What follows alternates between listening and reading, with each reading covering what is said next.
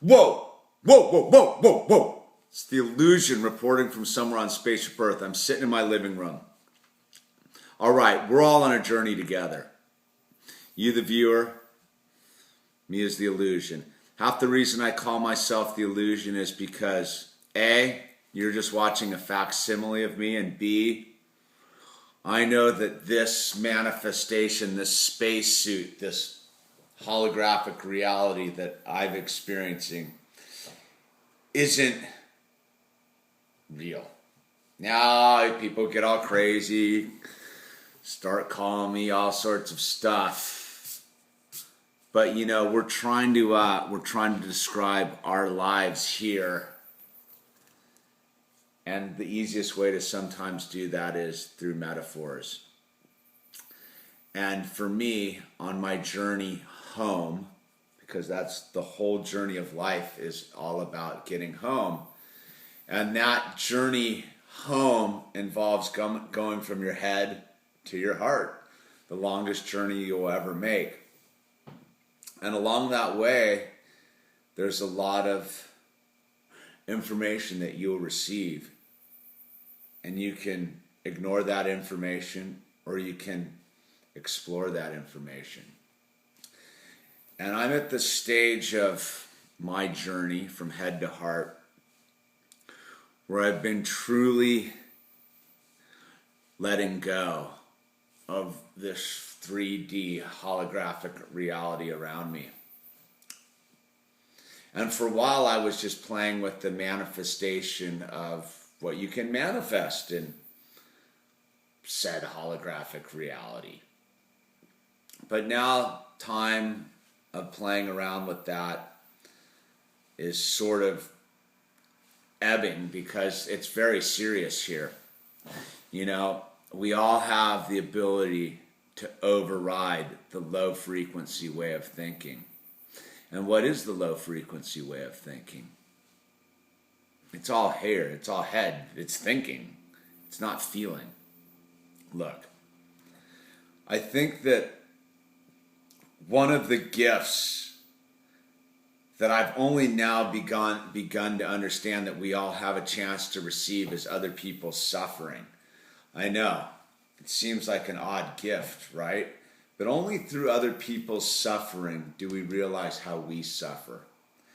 Because once we begin to bridge the gap between ourselves and everyone else around us, and we begin to realize that we are all one, and that another person's suffering is our own suffering, and especially when those people are really close to us, when those people are our loved ones, and we get to experience their suffering, and we don't attach to their story in a sense of judgment, but in a sense of empathy, that all of a sudden we begin to learn what's really the truth and how we can affect change within ourselves. And by affecting change within ourselves, we alleviate those around us suffering. And what I've found is the test about whether you're going from your head to your heart, or you're heading back to source energy for the singularity, for the oneness, for the unification, is it's a simple test. If you're happy and you're in a state of like bliss and joy and sharing and giving and empathy, you're heading home, you're heading to your heart, you're heading to the oneness, to source energy. But any time that you find yourself uncomfortable, miserable, self-loathing, depressed, unhappy, all those words that describe an unpleasant experience here in the dream, we're not moving to the heart. In fact, we're just stuck in the head. And sometimes the only way we realize how stuck we are in our own heads is by watching other people that we know suffer. And in there lies the gift because we know that suffering is caused by attachment. I've kind of like, I'm not like some sort of like inventor of this information. I'm just kind of coalescing it in my own reality and distributing it because apparently that's what the universe wants me to do. But from what I can tell, suffering is caused by money, financial attachment issues, relationships and people, and wanting things. People, places, and things are the problem. And it's because we attach to them. And why do we attach to them? We attach to them because we think, or I think, or that they're the answers to our problems. If only I had $1 million, I wouldn't have any problems, and the people around me wouldn't have any problems. But that's not the problem. If only I could move to Chile or Morocco or somewhere where the surf's pumping, or Portland, Oregon, where the Burnside is, all my problems would be solved. My location is not the problem. If only I could attract the perfect girlfriend and have my starter kit family. If only my friends around me were perfect in themselves. If only the people out on the street would stop behaving like animals, everything would be perfect. But alas, they're not the problem. The problem is contained within me. But it's only when I see that problem manifesting in other people do I begin to realize that I am the key to that problem, as you are the key to all your problems. And I think that may be the hardest pill to swallow, is that we are the keepers of our own happiness, our own destiny, our own journey back home, the key to our own heart. Nobody can do it for us. Nobody can unlock the door. Nobody can free us from the cage of our perception. And the more and more I move forward, the more and more I do realize that we have the chance to free ourselves of all the bondage that we see around us. We're constantly looking for solutions in government. We're looking for solutions in the jobs we have. We're looking for solutions in investments, the people around us, the whole thing. But none of those can fix what's going on here. Sure, you can check out and spend your whole life, I don't know, surfing, skateboarding, doing nothing, watching YouTube, I don't know. But if we choose to do that, we neglect our whole mission here on life.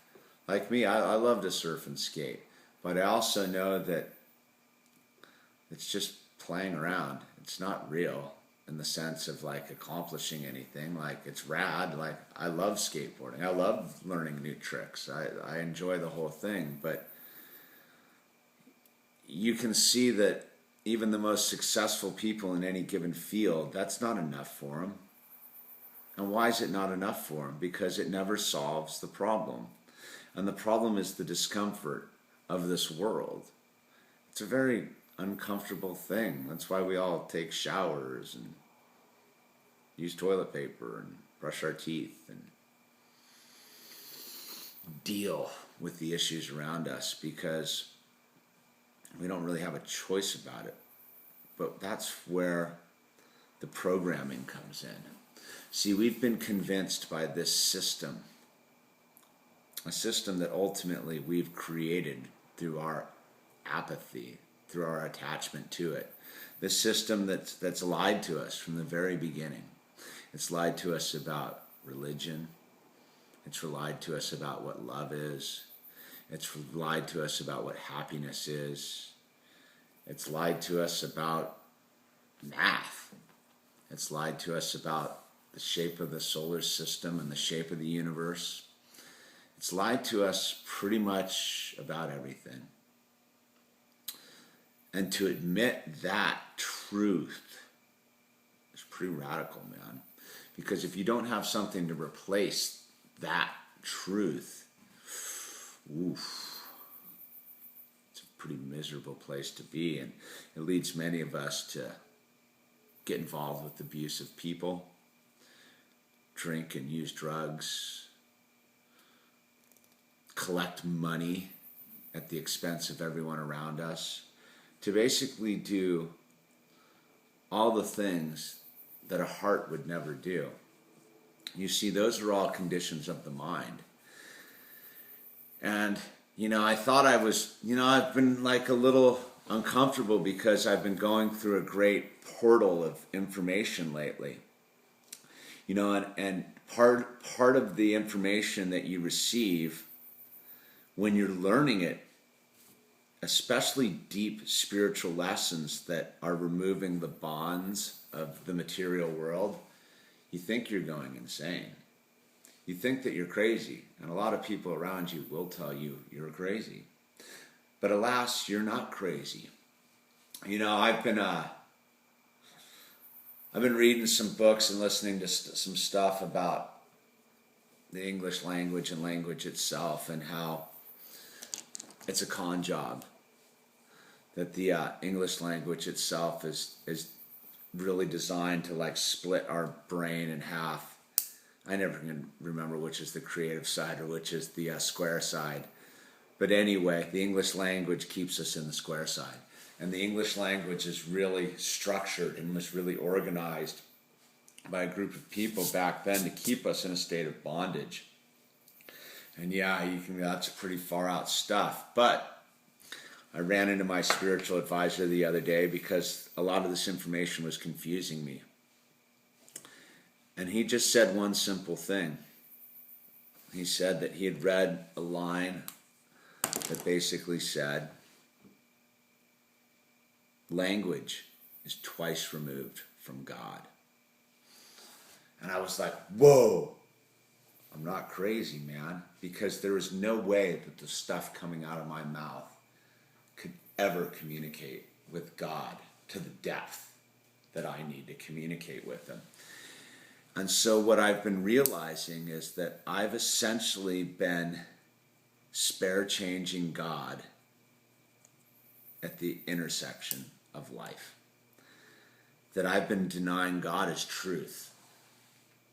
That I haven't been embracing the omnipresence of it all. Because you see, from everything I understand and everything I've looked into, there is no separation between me and God. It is only my mind that is separating me. And how is my mind doing this separation? It's telling me that if only I had enough stuff here in this experience, that I would be happy. But you see, I left that idea a long time ago. And now, as I move closer and closer to my heart and to God,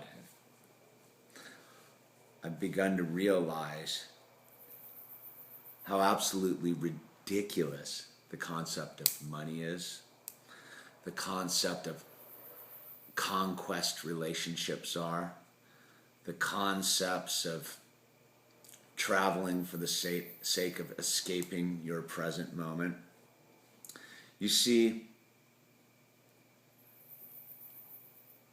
when you're in a state of grace with the source,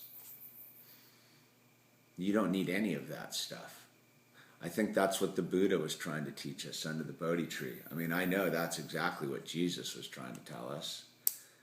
All the great prophets and spiritual leaders, Martin Luther King, Gandhi, many who we will never know the names of, who have all been teaching us the same thing.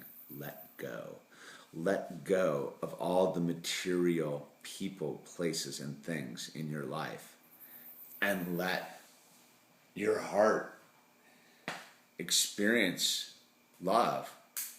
But you see, love is an English word. And love is there to trick us.